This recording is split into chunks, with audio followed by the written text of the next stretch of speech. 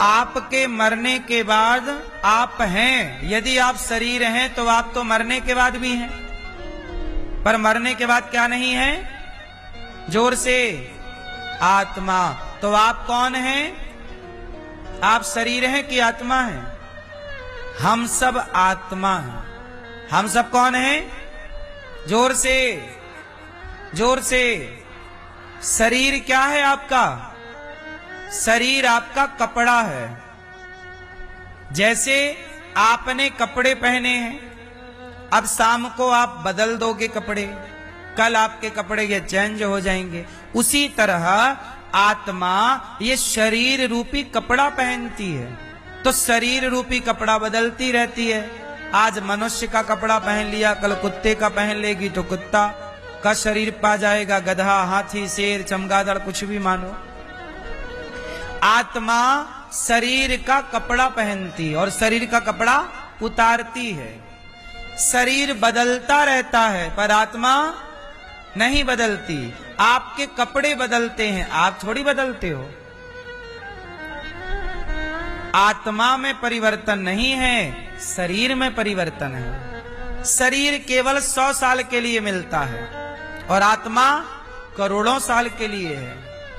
आत्मा अमर है, शरीर अमर नहीं है। शरीर केवल 100 साल का है। आप कितना भी बढ़िया खान पान रखोगे, ज्यादा से ज्यादा 100 साल, 110 साल जियोगे बस। बोलो हाँ। शरीर की उम्र 100 साल की है, लेकिन आत्मा की उम्र, आत्मा अमर है। अब ये बताओ, शरीर बना 5 चीजों से, पृथ्वी, जलवायु, अग्नि, आकाश, 5 से बना और 5 में समा गया, शरीर खत्म। अब बात करते हैं आत्मा की। चलो बताओ, शरीर 5 चीजों से बना, आत्मा कितनी चीजों से बनती है? जोर से। मैया, मैया, ओ मेरी माँ, चश्मा वाली मैया, बताओ मेरी माँ, आत्मा कितनी चीजों से मिलकर बनती है मेरी माँ? बताओ मैया।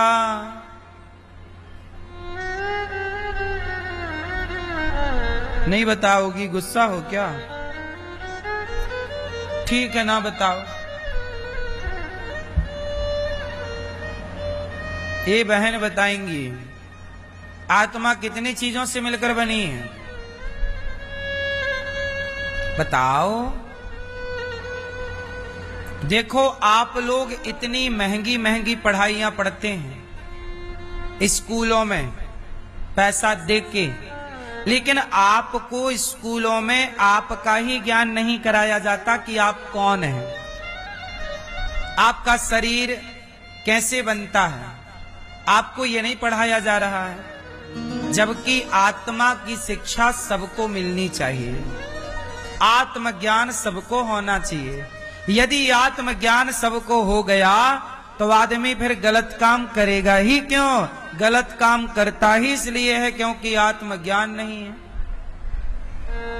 अब आत्मज्ञान की कोई शिक्षा हमारे देश के किसी भी स्कूल में नहीं है, सरकारी किसी भी सिलेबस में नहीं है। आत्मा कितनी चीजों से मिलकर बनती है? आत्मा, शरीर तो 5 चीजों से बना, पर आत्मा 1 से बनती है। आत्मा किससे बनी? परमात्मा से। परमात्मा का ही अंश आत्मा है, ईश्वर अंश, जीव अविनाशी। जैसे आप में से कितनों के घर में गंगा जल है? आप में से कितनों के घर में गंगा जल है? अब बताओ कि वो गंगा है आपके घर में या गंगा का अंश है? बोलो। जो आपके घर में गंगा जल भरा है बोतल में, वो गंगा है कि गंगा का अंश है? गंगा नहीं है ना, वो गंगा तो बह रही है। तुम्हारे घर में तो बोतल में भरा है पानी, गंगा तो बह रही है। उस बहती गंगा से 1 बोतल पानी आपने निकाल लिया तो वो बोतल का पानी जो है वो गंगा का अंश है। और गंगा क्या बन गई? अंशी। गंगा है अंशी, और वह बोतल भर पानी क्या हो गया? अंशी का। बोलो, साथ दो मेरा बोलने में, समझ में आए, हमें लगे तो आपको समझ में आ रहा। गंगा क्या है? अंशी, और वो बोतल का पानी क्या है? अंश। उसी तरह जैसे गंगा में तो अथाह पानी है, पर बोतल में तो अथाह नहीं है ना,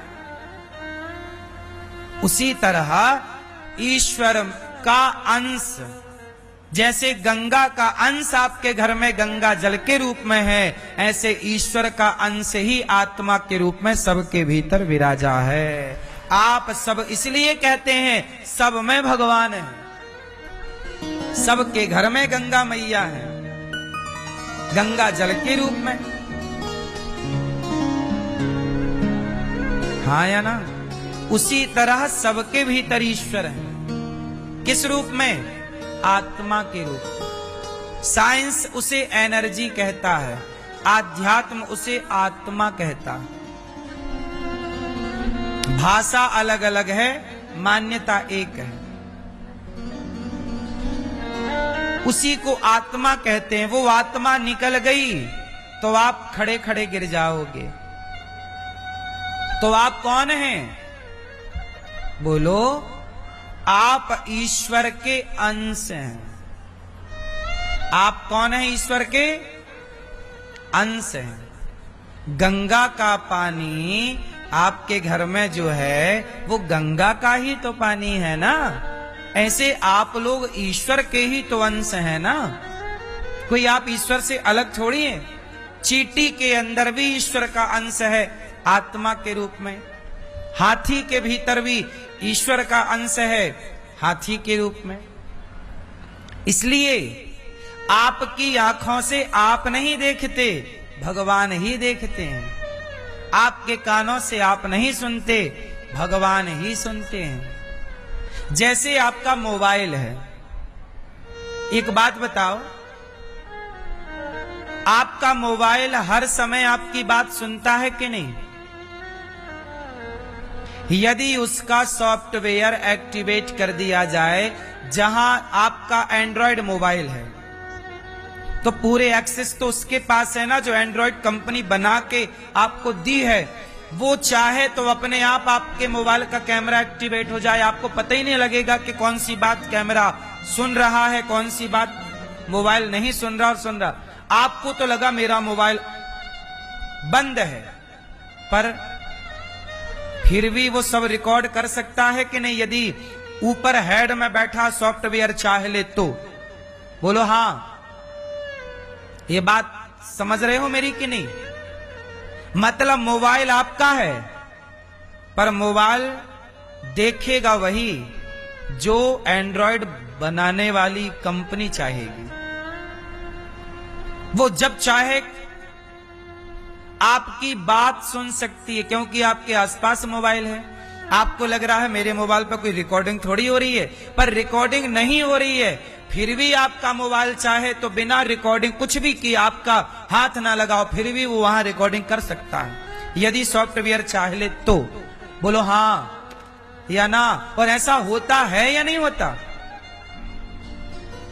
भाई आप क्या बोलते? मोबाइल हमारा क्या हो जाता है? हैंग नहीं, हैक हो जाना। हैक शब्द क्या है? हैक शब्द, यदि आपका मोबाइल हैक हो गया तो वो वहां बैठे बैठे आपके मोबाइल को चला सकता है, आपको पता ही नहीं लगेगा। बोलो हाँ। फिर जब आपका मोबाइल सब देख रहा है, आपका मोबाइल सब सुन रहा है, तो उसी तरह आप एक मोबाइल हैं। आपकी आंख से आप नहीं देखते, आपकी आंख से ईश्वर देखते हैं। कान से आप नहीं सुनते, भगवान सुनते हैं। वाणी से आप नहीं बोलते, ईश्वर बोलते हैं। इसलिए कहता हूं कि आपकी वाणी में ईश्वर का वास है, नेत्रों में ईश्वर का वास। ईश्वर का वास ना हो तो आंखों में दिखना बंद हो जाए। फिर लोगों को दिखाई क्यों नहीं पड़ता? लोग कहते हैं पानी सूख गया, तो भैया डलवा लो ना पानी जहां डलता हो और देखने लग जाओ। कुल मिलाकर ईश्वर चाहेंगे तो देखोगे, नहीं चाहेंगे तो आप लाख प्रयास कर लो।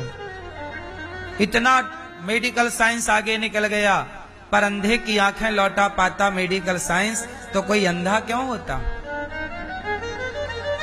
रोशनी क्यों जाती?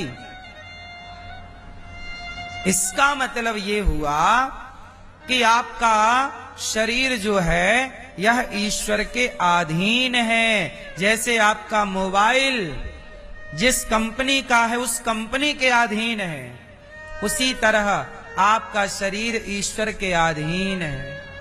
आप जो भी कहते करते सब ईश्वर के पास रिकॉर्ड होता है। वो डेटा रखते हैं ना कि तुमने कितना पाप किया, कितना पुण्य किया। इसलिए कहता हूं गलत काम करने से बचो। कोई देखे ना देखे, भगवान देख रहे हैं और ईश्वर तुम्हारी ही आंखों से देख रहे हैं। समझ में आई कि नहीं? इसलिए आप ईश्वर के अंश हैं, आप शरीर नहीं, आप आत्मा हैं। मैं ईश्वर का अंश हूं, इसलिए भगवान को पाने आया हूं। मेरा उद्देश्य ईश्वर को पाना है, ना कि प्रपंच में उलझना। आप किसके अंश हो? जोर से, फिर से, अच्छे से बोलते भी नहीं है ना आप लोग। इतने लोग बैठे हैं, एक साथ बोलें कितना अच्छा लगेगा। आप किसके अंश हो?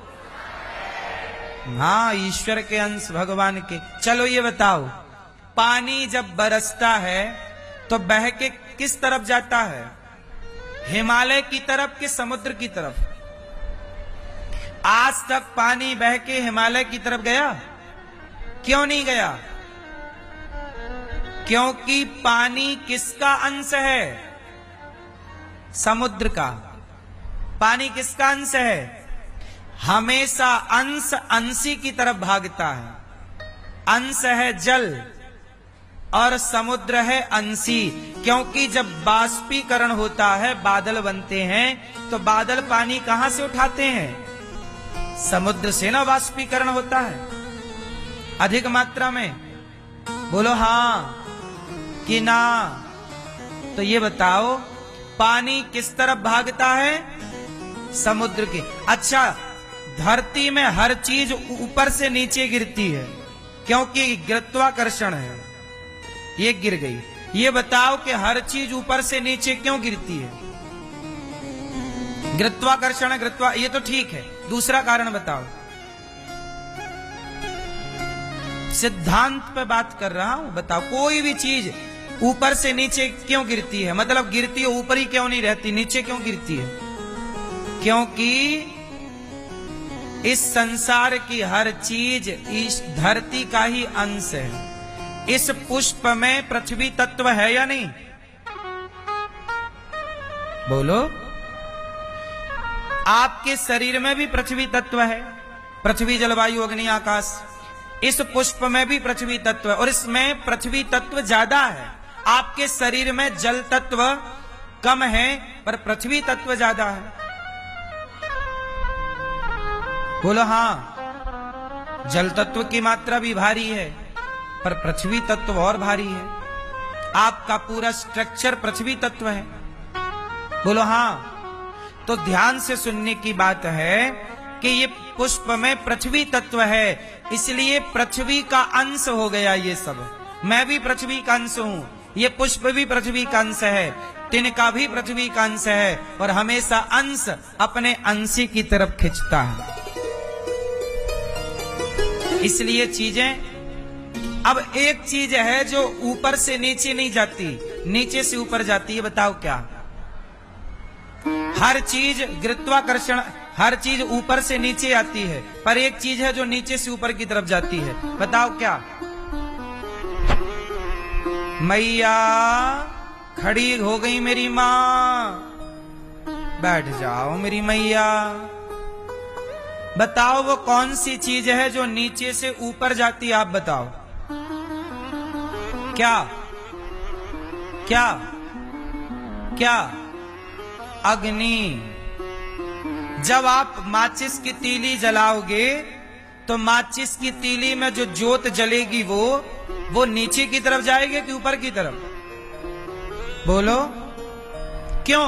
जब हर चीज ऊपर से नीचे गिरती है तो आग की लपटें नीचे क्यों नहीं जाती?